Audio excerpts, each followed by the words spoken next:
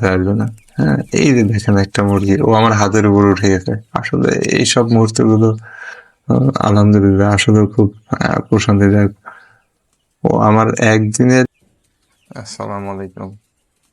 আমার এই শখের মুরগি প্রজেক্টটা শুরু করছিলাম কিছু ফার্মি মুরগির বাচ্চা দিয়ে, যেগুলো পাকিস্তানি নামে পরিচিত। পরবর্তীতে শুরুতে 30টা বাচ্চা নিয়ে আসছিলাম, একদিন বয়সী। বাচ্চাগুলোকে নিজ হাতে খাওয়াইছি। ওদের বয়স এখন প্রায় 40 দিনের কাছাকাছি। এই যে ফার্মি মুরগিগুলো দেখতেছেন, আর এই যে এখন আমার হাতে যে মুরগিগুলো আছে, এগুলো আসলে ফার্মি না, এগুলো আমার খামারে নতুন নিয়ে আসছি, আমার এই ছোট্ট শখের খামারে। এগুলো কালার বার্ডস সোনালি প্রজাতির একটা মুরগি। তো এই মুরগিগুলো আমি নিয়ে আসছি মাত্র একদিন, অথচ দেখেন এরা কি পরিমাণ মানুষের প্রতি ঘেঁষা। ওদেরকে খাওয়াইছি, ওদের টোটালি ভয় চলে গেছে। ওরা, আমি দরজাটা খুলছি, ওরা আমার সামনে চলে আসছে। আমি ওদেরকে হাত দিয়ে মাথায় হাত বুলাই দিচ্ছি, গায়ে হাত দিচ্ছি, ওদের কিন্তু কোনো ভয় নেই। আর এই বেচারা ফার্মিগুলো দূর থেকে উকি দিয়ে দেখছে ওই যে একটা মরগ, ওইটা মরগ হয়ে গেছে। ওরা বেশ বড় হয়ে গেছে এদের থেকে। নতুন নিয়ে আসার পরে একটা টেন্ডেন্সি ভাবতেছিলাম যে এরা বোধহয় ঠোকাঠুকি করবে। তো এখন পর্যন্ত এমন কোনো আলামত পাই নাই। যদি ঠোকাঠুকি করে সেই ব্যবস্থাও আছে। যেহেতু আমার অল্প মুরগি, এক্ষেত্রে তো আর বাণিজ্যিকভাবে যেমন ঠোঁট কেটে দেওয়া বা এই টাইপের পদক্ষেপ নেওয়া হয়, আমি আসলে এমন পদক্ষেপে যাব না। আমার উদ্দেশ্য হচ্ছে এই মুরগিগুলোকে বড় করা, এই মুরগিগুলো বড় করা, এদের থেকে ডিম নেয়া।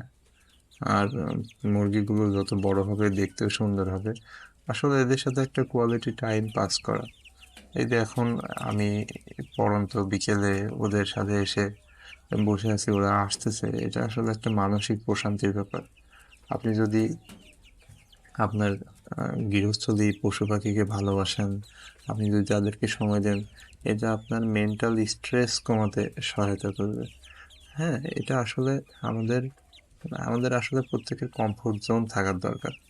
আমার কাছেও এটা একটা কমফোর্ট জোন, যদিও আসলে মুরগির গু একটা গন্ধের বিষয় বা অনেকের কাছে দেখতে অড লাগে। কিন্তু আপনি যখন কোনো কিছুর ভিতরে ঢুকে যাবেন, সেটা আপনার কাছে ভালো লাগার বিষয় হয়ে দাঁড়াবে। এই যে হাগু করে দিল বেচারা, এই বেটা, দূর থেকে দেখো কেন, আসো। হ্যাঁ, এই যে দেখেন। অথচ এদের জেনেটিক্যাল বিহেভিয়ারটাই আসলে টোটালি ভিন্ন। এরা আমাকে দেখে ভয় পাচ্ছে না, এদেরকে খাবার দিয়েছি, ওরা আমার প্রতি অনেকটা অনুগত হয়ে আছে। হ্যাঁ, ওরা বারবার আসতেছে, আমি যতবার দরজাটা খুলে দিই, এই যে একজন একজন উকি দিচ্ছেন। হ্যাঁ, কি কি উকি দিই, কি দেখেন, আসেন কাছে, আসেন আসেন। না, উনি তো আসবেন না, ও দূর। আর এরা এরা দেখেন ঠিকই, কিন্তু একেবারে আমার সাথে চলে আসছে। হ্যাঁ, আমার একেবারে সাথে থেকে ওরা খাবার, এনাফ খাবার খাচ্ছে আর কি। ওদের বয়স, আর এই ফার্মিং বলে রাখা ভালো, এই ফার্মের থেকে এই সোনালির বাচ্চাগুলোর বয়সের ডিফারেন্স 13-14 দিনের মতো হবে। এগুলো আসলে আমার কাছে ছিল না, আমার পরিচিত এক খামারি ভাইয়ের কাছে ছিল। ওনার কাছে আমি দিয়ে রাখছিলাম একদিন বয়সী বাচ্চা কিনে। ওই বাচ্চাগুলোকে আমি নিয়ে আসছি আজকে।